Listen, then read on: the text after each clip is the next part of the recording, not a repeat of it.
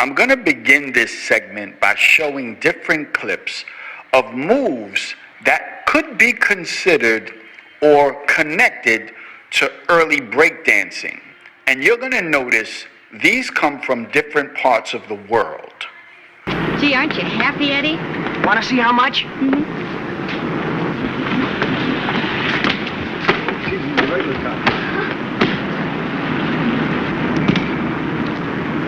That much.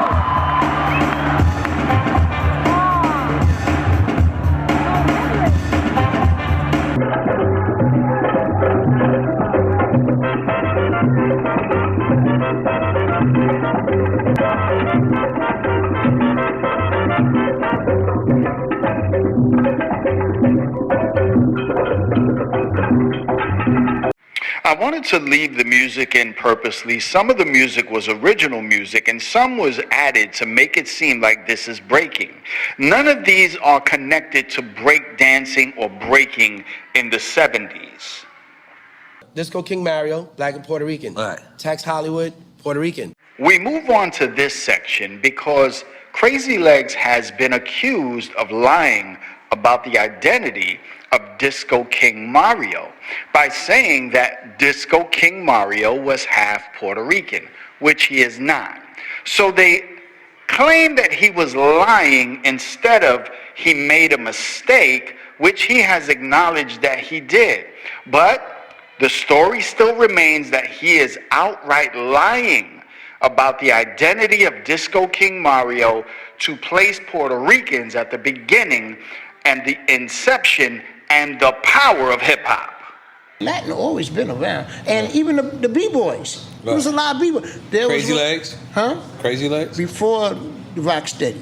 A guy named, rest in peace, Eldorado Mike, my man Charlie Rock, my man Trixie, and there was a guy who is Latino named Sasa. So we can see that Red Alert was also on Drink Champs, and he made a statement and he said B-Boy Sasa was Latino, which he is not. But instead of saying that Red Alert was lying, they have said, no, Red Alert made a mistake. Do you see the double standard here? So the African American, which Red Alert is not African American, Red Alert is Caribbean. But the African American made a mistake, but the Puerto Rican outrightly lied. Can you see the double standard? I have spoken numerous times about the foundational b-boy crews, TBB, the Zulu Kings, Star Child of Rock, the CC Crew, the Rockwell Association, TDK, the Mexican Crew, all from the areas of 118, 129, St. Martin of Tours, Crotona, that whole area, Mapes. I've spoken about these crews, and there have been numerous people who have said either those crews never existed or nobody knew about those crews.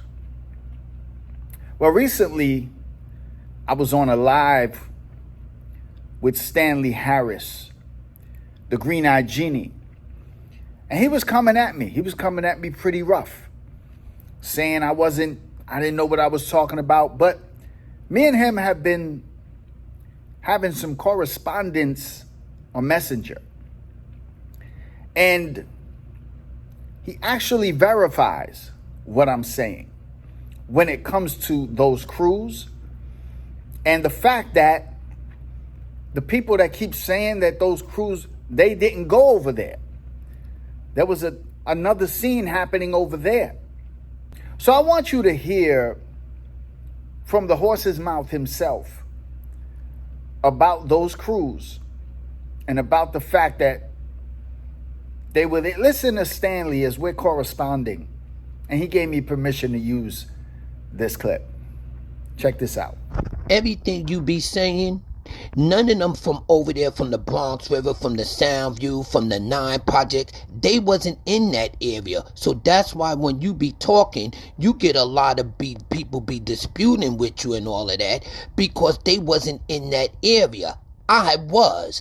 That's why when you say all of that stuff you be saying, I was already in that area with what you be saying with those guys. I'm from Katona. I'm from Belmont. I'm from with the Chingalings. I'm from around 118.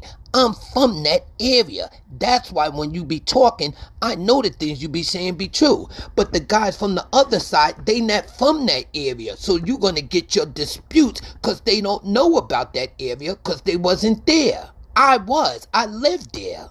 Doc, when I was at the jams in 118, they used to have the jams outside in 118.